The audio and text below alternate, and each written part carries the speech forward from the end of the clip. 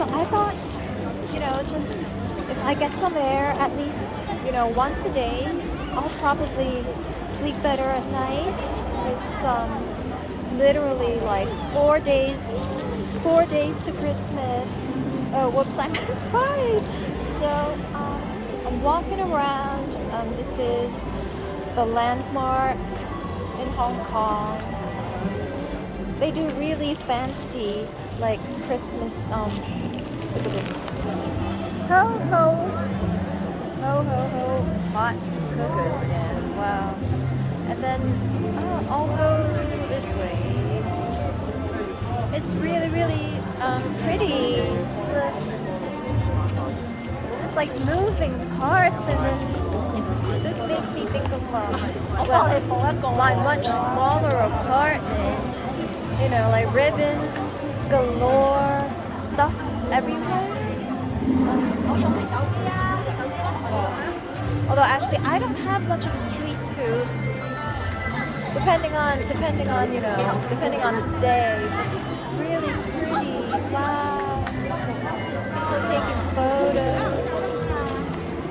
Oh, look at this. Wait, is this an actual? Oh wow, so they drew these. Wow, that's so pretty. All the details. Oh my gosh. Oh, this is really nice.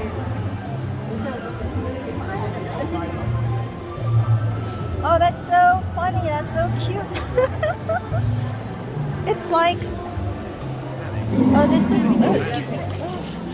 So it's especially like precious because, excuse me. It's especially precious because literally they handmade all these toys just for Christmas. It's not like antique or anything. They just made it. They just made these toys just for today. It's so cute. And then they have like a tiny yeah, no, it's modern, but this isn't. But it's so cute. Oh my gosh. Oh, it's pretty. Just try out. Oh, excuse me, sorry. Yeah, this is like the kind of neat stuff I get to experience when I'm away from home. Like the toys and stuff, how they make it. It looks slightly more interesting. Everything is like a little bit more interesting. There's some twist to it, but I don't get to see this stuff all the time. I don't get to see this all the time. So it's really, really special. And now I want to go upstairs because there's this shop and they sell Christmas ornaments from around the world. That's another thing I don't get when I'm back home. Like, the snacks and the Christmas ornaments they sell. Well, it's more kind of how I like to celebrate Christmas, just a normal, really average Manhattan Christmas. But out here in Hong Kong, you can like find all this like really neat stuff that they ship from all over the world, and you can get stuff from London, get stuff from wherever. So I'm gonna go there because I saw this. I saw a couple of items I kind of want to buy, but well, like I always say, so my credit card doesn't roll over till the 24th of every month, and with my limited pocket money, I just, without knowing what's going on, I'm a low risk person, so I don't really want to spend lots of money until I get home. But it's Christmas and I really should buy myself something. Although basically I did. I have a new advent calendar. This year I got the YSL. But that's just for this year. Then let's look at the decoration from the second floor. It's very, very pretty. Let's see. It's the kind of thing. Ooh, see, everything looks Christmassy. Everything looks kind of like a regular Christmas, but then you go up close and you see the toys there, and they actually made it just for the occasion, and it's not something you can find literally anywhere. There's something special about it. Probably the person who made the toys, maybe he or she is, you know, maybe from any country whatsoever. So it's just really special. I was thinking, you know, if I feel, well, where I'm most comfortable when I'm back home and I walk into, say, the Time Warner Center and I look at the Christmas lobby decorations there, it would feel a lot more familiar to me. But when you're traveling and you're in other countries, you can see all this really neat stuff, and there's just a special twist to everything they do. See the gingerbread house. When I go up close, there's like a special thing they put on the edges, and like the Christmas tree, like you wouldn't see a Christmas gingerbread tree, but you do here, you know. And like the ribbons down there, the way they roll it, it's not the way, it's so nice and so special. Okay, I have to be careful. I don't want to drop my phone. And see, there's like who would think of like a gingerbread helicopter? It's just so full of imagination, which I really, really like. If I don't see stuff that's really cute, really special, then I don't stay very creative. And I just like to, you know, make things and, you know, draw things. So this kind of thing is very, very inspiring. You know, the more fun stuff I see, then the more creative I am. I get better ideas. But I want to go to that store around the corner.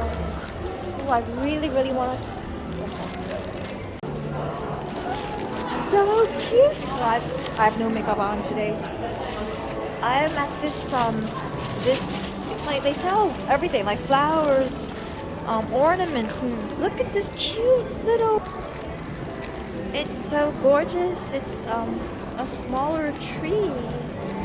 See, I'm getting inspiration for like how I want to do next year's tree.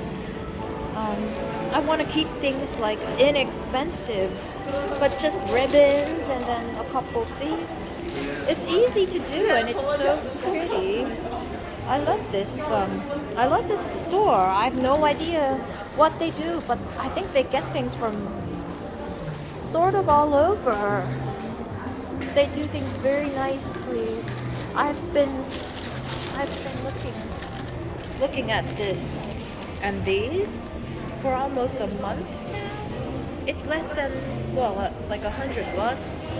Well, in Hong Kong dollars, it's, yeah, in US dollars, it's less than $100. I don't know where they get them from. I don't know where it's from, but, and then I was thinking, because it's a very large pot, but I could put it in the kitchen. And I didn't see this color the last time I came. Because it's not exactly red, it's closer to like a dark pink.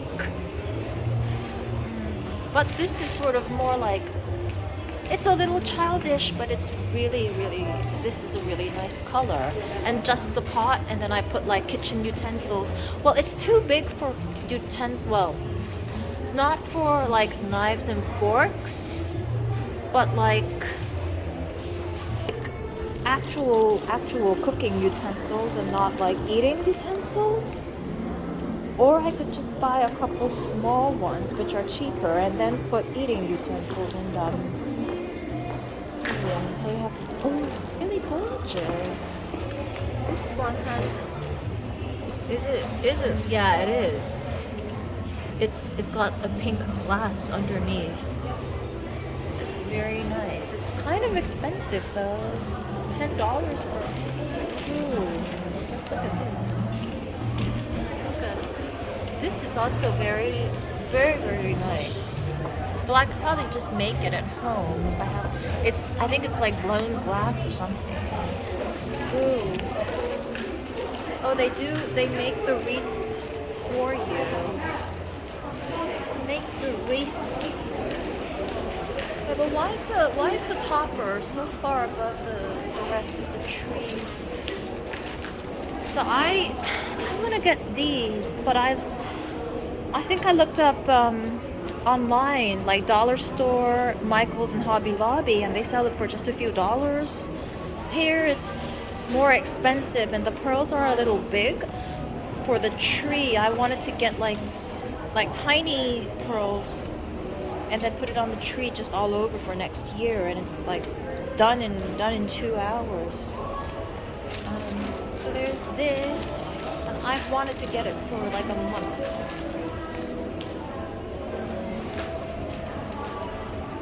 Yeah, these are really nice. I love it. Made of glass. But poinsettias, everything. It's got like a dusty pink. It is exactly what I thought it was. Dusty pink. It is a poinsettia. But once again, expensive. It's just so pretty to look at though. Love it. Yeah, what is this brand? So this brand, is it British or is it, see, I like this like really neat stuff from all over. Look at this cute little notebook.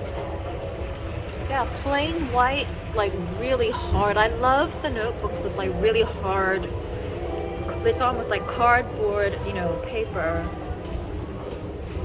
Once again, a little expensive, but it is that brand. This is a very good brand. Oh my goodness. I think I'm gonna wait one more day. I'm gonna wait for one more day before I come here. Thank you. Before I come here. I'm gonna... So pretty. Okay, I've decided.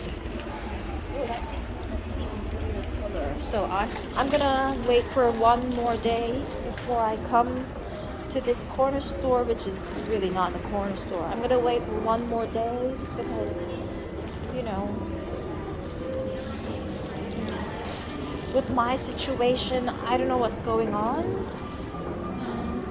The more I behave myself, the better I'll be.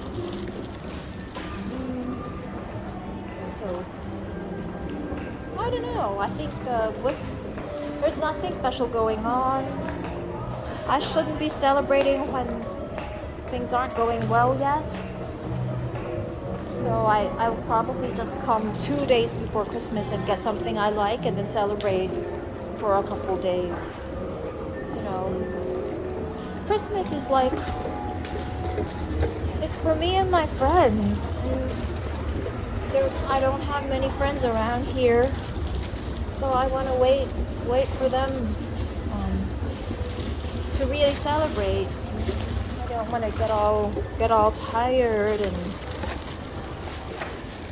make my skin all dried up and looking weary by the time I get home, by the time I get back to the States. And that's when you celebrate because it's happier. So, but I just wanted to show that to all my friends. It's really neat being out here for a while.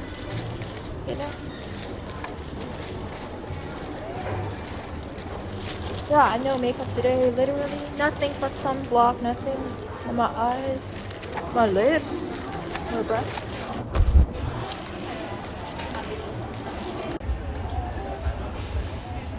Hi everyone, so I'm just with no makeup on my face, walking outside to get some air. I may as well, because even when I go back to the East Coast, maybe as my parents would be in a different country, my friends and I, we may as well understand other countries while I'm still sort of traveling, right? Because you never know, everyone has a phone, everyone has a couple of apps on the phone. now's a good time to understand other places. That's as much as I can understand. As usual, I'm at the IFC building rooftop, and I was just thinking to myself, why do I miss being home in Manhattan so much? Like, why do I feel homesick? Yes, it's because of my girlfriends, and I'm so lucky that they're all, still in the tri-state area. And that's where they're gonna be, and that's where they'll stay. Thank goodness, because that's where I think of as my resting place. But then it's not just the girls, it's also the guys. And let's think about the guys.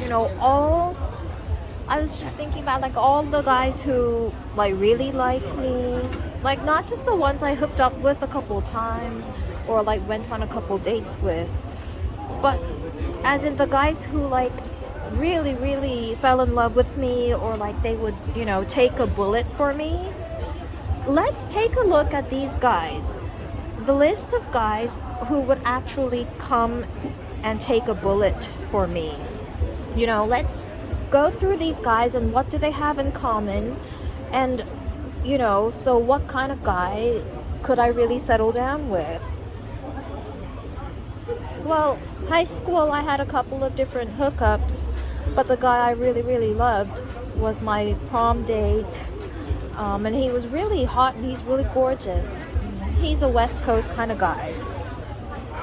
But other than him, if you look at all the next ones, the ones who really, really like would go for me, all of them are like East Coast, more like East Coast kind of guys. I mean, we're thinking of who would live with me, who would take a bullet for me, who would settle down with me. And they are the guys who are from the East Coast. I mean, college, I just, had random hookups. But the one guy who really, really loved me was my thesis advisor, Eric. He's originally from Virginia, but he's basically like a northeast kind of guy. Basically a northeast kind of guy. Went to Princeton after college.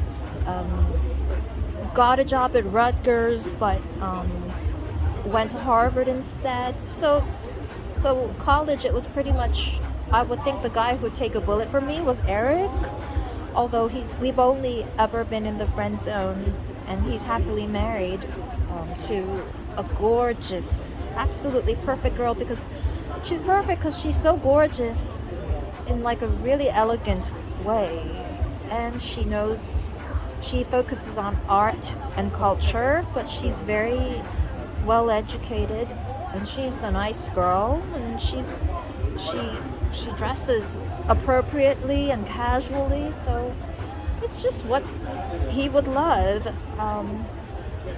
Well, what else? Like,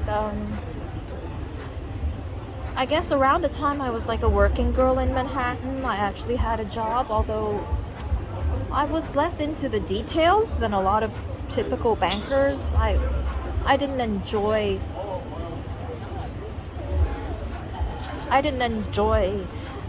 going through details as much as some of the bankers did.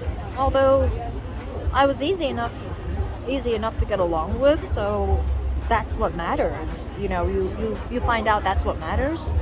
And then so around then I was dating a guy really quite steadily, and he's Asian, but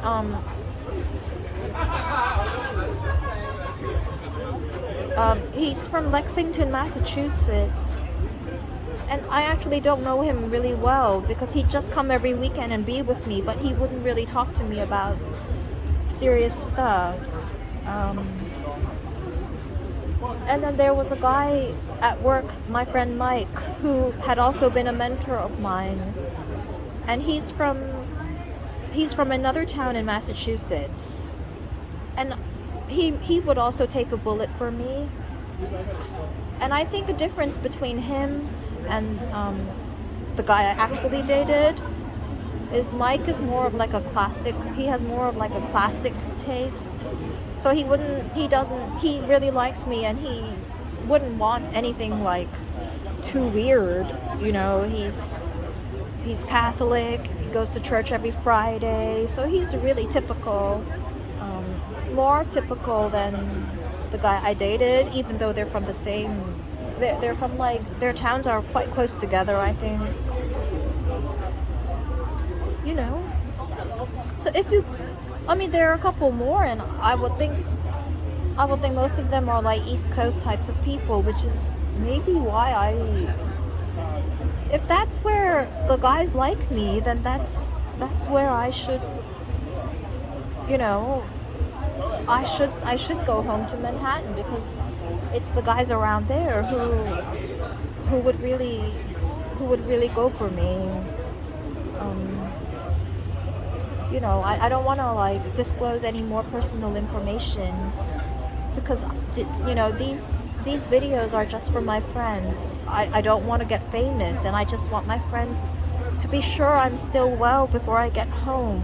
But you know, it goes online. You don't know who's also, you know, taking a look at it. You know, there are stalkers on the internet, especially when I'm away from home in a foreign country. So I don't want to disclose much more, but it's not, you know, just the guys you slept with a couple times. It's the guys who'd really take a bullet for you, understand you, and like the way you are. They really want to be around you. And they're all kind of like that. Nothing too weird. Nothing too weird. I would think of all of them, actually the one who would like this weird stuff, would something more weird, would be the guy I dated the most steadily. He's sort of whitish, but he would go for something exotic. He has more special tastes as well, which means I couldn't predict his behavior quite so well, and maybe it would be harder to know. So yeah, just to say hi to all my friends, and I'm still well, and you know, just because it's nasty outside or it feels bad outside, it shouldn't make me become a worse person. So it is better to get out of here soon and get home. But yeah, so.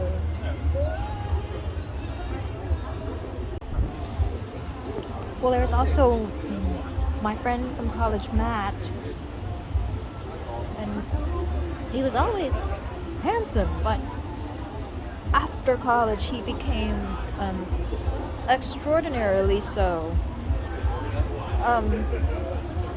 And that kind of made me take a step back because he got so hot after school. It made me wonder if he had changed his behavior together with, you know, he didn't change his looks, but he just worked out a little bit. He just went to the gym a couple times a week. So there's Matt, and well, he's from Iowa, and he liked me, but I would think I don't know. I think he might also take a bullet for me, but I don't know. He hasn't told me that he's gotten married, which is maybe good news for me. But of all the guys who might take a bullet for me, I would say Matt is the really good-looking one. Well, Eric is also very handsome. And they have different styles, but they're both very handsome. Well, Matt, I would think, is handsome to the point that every girl would like jump on him, and he wouldn't even have to make any moves, and he could just be standing there and look like a Greek god, like those, you know, like James Dean, like those, like that kind of hotness, like 1950s kind of thing, like unbelievable. He could just, you know, stand there in the corner of any party and still everybody would notice him. And he dresses really, really well, and he gets personal shoppers, and He's still a good guy though. He's still a very good guy, but it worries me. It worried me um, around the time we could have gotten together, like by our mid 20s. The way he was so handsome made me a little worried. Like that's what I would have to. I would open up, and that's the issue I had. That he just got a little too handsome and perfectly gorgeously dressed as well. Um, that's the one issue I have with Matt. But he he didn't tell me he's gotten married. He could still be single for all I know. Um, and just waiting it out for the girl who's perfect for him, the girl of his dreams. And he did like me very much before. And that's about it. I go on and on with these like long conversations, but it's always the same information because I say it like it is. I'm not, I have nothing to hide. So unless new information comes at me, I'm still the same person. Yeah.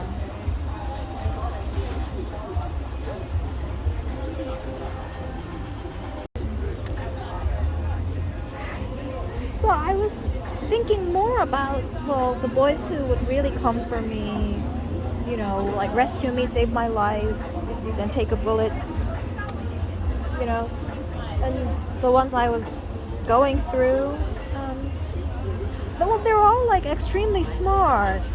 Um, they're really, really East Coast, and they're extremely smart. But the funny part is, I'm not really smart. Um, and certainly none of these boys think I'm really smart. So I'm not sure, but well, in fact, if I were even a little smarter, that would be the only thing that they would think. They would think I'm guessing, because they would never say this to my face.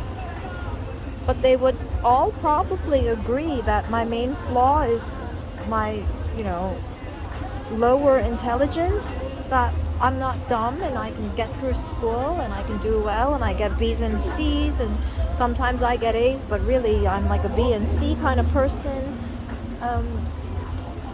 That would be their main concern. I mean, they all read a lot, read really fast, and they know everything. And I would think that's their main, what the issue. But they're all like really, really smart.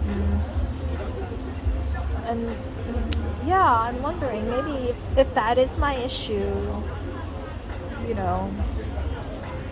Because that's what, it's not how I think I am, it's how other people think they are. And well, I really don't think, I know I'm not very smart, but they all think I'm literally not smart enough. Well, smart enough to live with them, but not smart enough to do serious things with them, which is good because I don't really. If the point is to stay away from work and if the point is to have a life where I can enjoy and stay away from work, then if you're with a guy who doesn't think you can do much work, then you definitely enjoy. So that's the direction I'm thinking. That if I don't have a guy who really loves me like one of these, I would be closer to work because I wouldn't be surrounded by people who think I'm not good enough to work, that I'm nice and I look fine, but work isn't my strength. It's not my forte, so don't bother with it. It's